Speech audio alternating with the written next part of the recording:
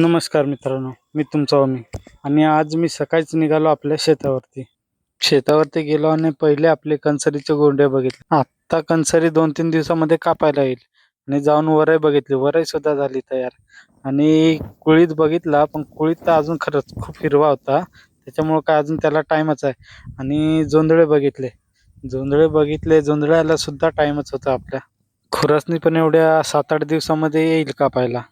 शेतावरूनच गेलो तिकडे आपल्या ग्राउंडला.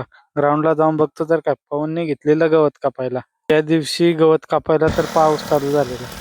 बाकी आपली मित्रमंडळी तर काय हातामध्ये घेतले कोयते आणि हातानेच गवत कापायला लागले होते. बाकीचे गवत कापलेले ते गवत नेऊन टाकत होते. गवत उचलून त्यांचे तर काय कंबरच दुखत होते. नामदेव दादांनी घेतलं इकडे गवत कापायला. सकाळीच ऊन एवढं होतं की घामाने तर त्यांची बघा पूर्ण अंघोळच होऊन गेलेली. संध्याकाळी मग काय निघालो की फिरायला. फिरता जरा व्ह्यू बघितले आणि जरा पावसाचं तर वातावरण वाटतच होतं. घरी पोहोचलो आणि असा धो-धो पाऊस पडला काय सांगू.